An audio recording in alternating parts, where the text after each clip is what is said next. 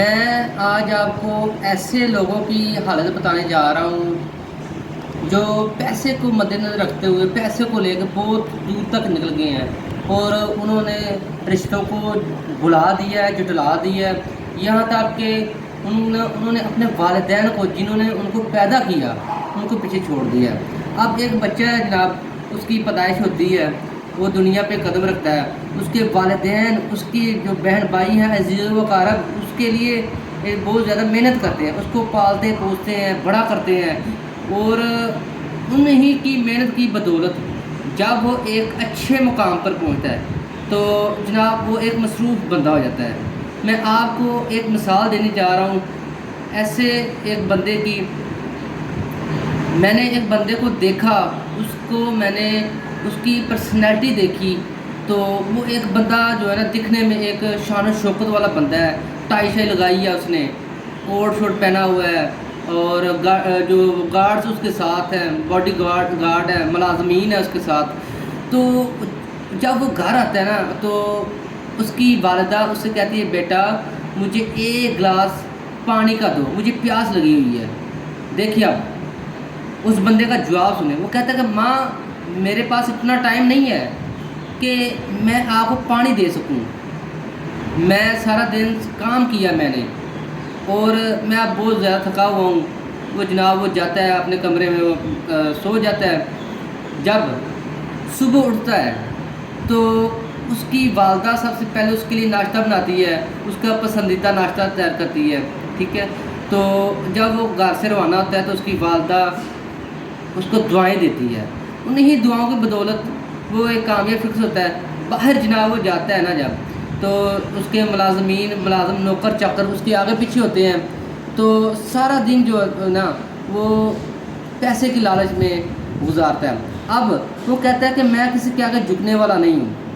میں آپ کو بتاتا ہوں، وہ کہیں پہ سفر کر رہا تھا، کہیں پہ جا رہا تھا، تو رستے میں ایک مقام آیا جہاں پہ اس نے گاڑی اپنی کھڑی کی اور نیچے اترا۔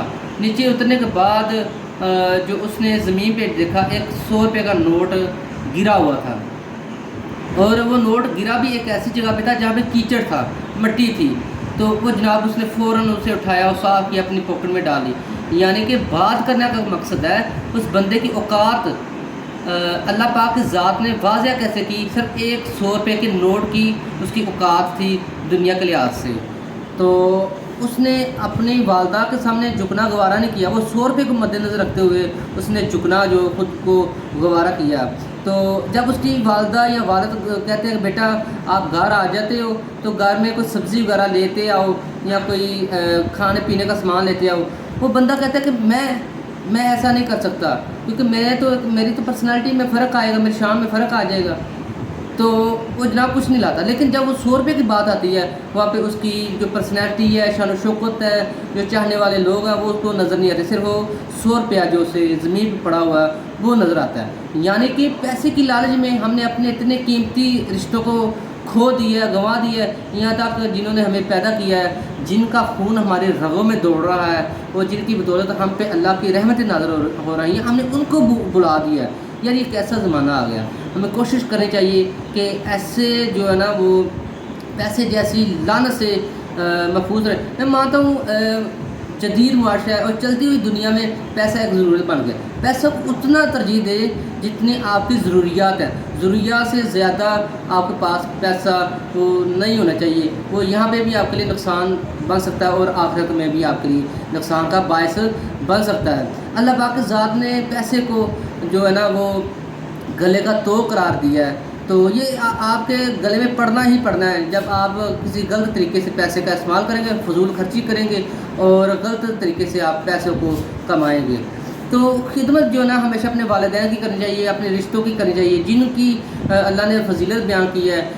جو رشتے ناتے ہیں اس کی آڑ میں غریبی امیری نہیں دیکھنی چاہیے، ٹھیک ہے۔ اپنی مصروفیات کو ایک سائڈ پہ رکھتے ہوئے رشتوں کو ترجیح دینا چاہیے۔